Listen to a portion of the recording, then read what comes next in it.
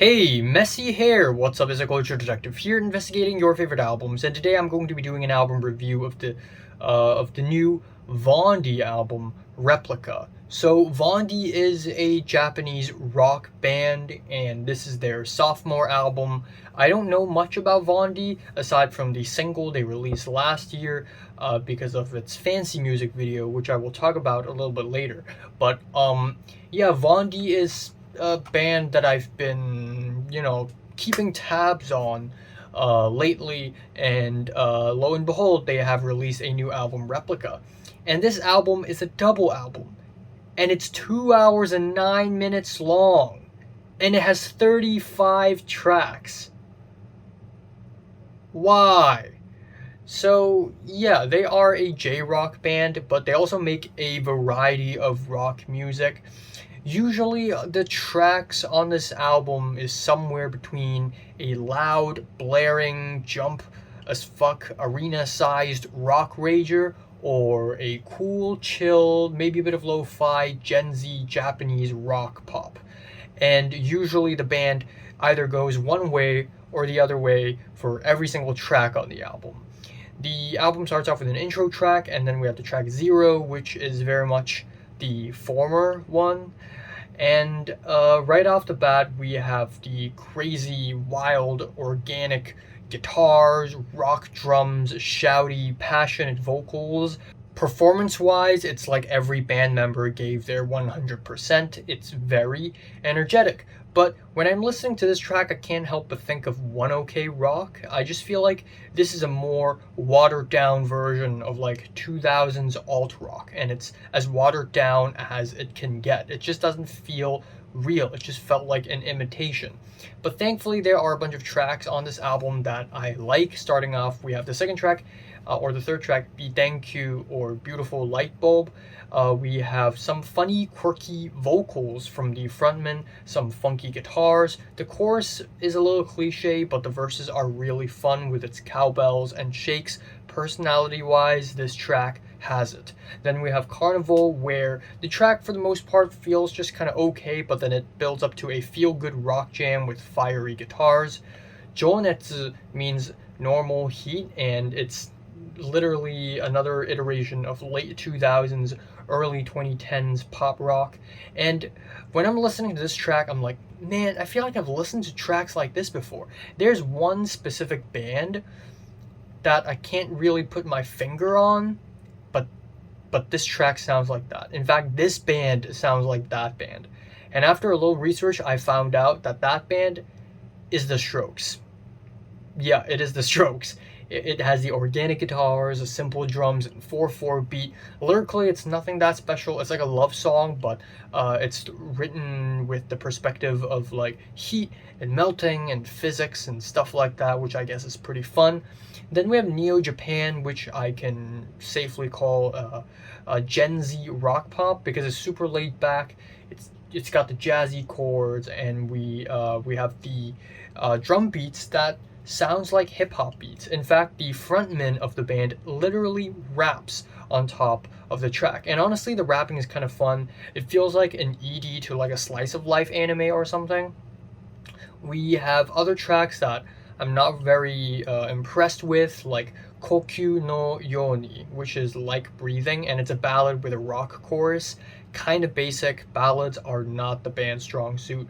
Hokudo is another rock rager with big choruses. Same goes for Backlight, Kaiji no Hanauta, and the title track. And overall, the first half of the album is like not that special. For the most part, it just feels like more One OK Rock. If One OK Rock is a genre of music, this album would be One OK Rock, because it's basically a Japanese imitation of feel-good alt-rock bangers, but it just feels like an imitation. It doesn't feel real. It doesn't feel raw or fun. It's just like very clean and sterile for some particular reason, I guess. Then we have the second half of the album, which is more Gen Z oriented, if that's a thing I can say. It's more peppy, more poppy, and what I can describe as taking a chill walk in Shibuya at sunset not in a cool way, in a stereotypical way. We have Audio 003, which intros into the second half with the steady beats and synths. Right off the bat, you can tell that the second half is going to be poppier, just by a slight margin. We have tracks like the Christmassy Sekai no Himitsu, which means the world's secret, the string-backed car commercial song Shiwa Wase, which just sounds really generic and plastic. The tracks such as Benefits is basically like a Green Day track, and it's got the and we also have the super loud and speedy barn burner Naki Jizo, which is too bright for its own good.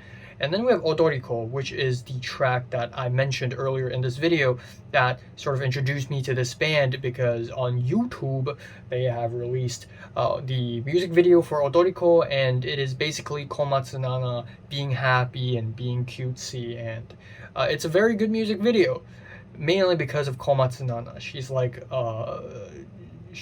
like everyone likes her. That's how I should describe it. But also look at the singles cover of Odoriko. Holy shit. Like, if I see Komatsu Nana or anyone like her staring at me like that, I would be scared for life. But yeah, the track itself is not that great actually. It's a lo-fi chill track with some cute boy do do do do do do. It's like, okay, I get it. And then some dreamy chords. It's nothing that fancy. There are some tracks that I like though, such as Koi Kaze ni Nosete, which is not bad. There is a balance between noisy rock explosions and chill rock that just sort of worked out.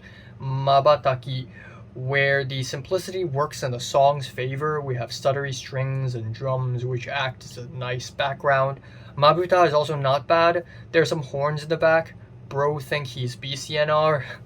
But the album really ends off with the best freaking tracks on the entire album. We have Hitomi Bore, which is an 80s, 90s throwback jazzy rock track with big airy drum hits, tropical guitars. A really catchy track. It's really summery, it's really jazzy, and honestly, easily one of the most colorful tracks on the album. And the album ending, Todome no Ichigeki, is kind of a city pop inspired ending with chill vibes, really chill vibes, changing keys, big vocals, really nice harmonies, and it's just got that urban city feel to it that is just really nice. But I don't really know why they have to save the most interesting tracks at the back end of the album, because given that this album is 2 freaking hours long, by the time I reach these tracks, I'm already tired as hell.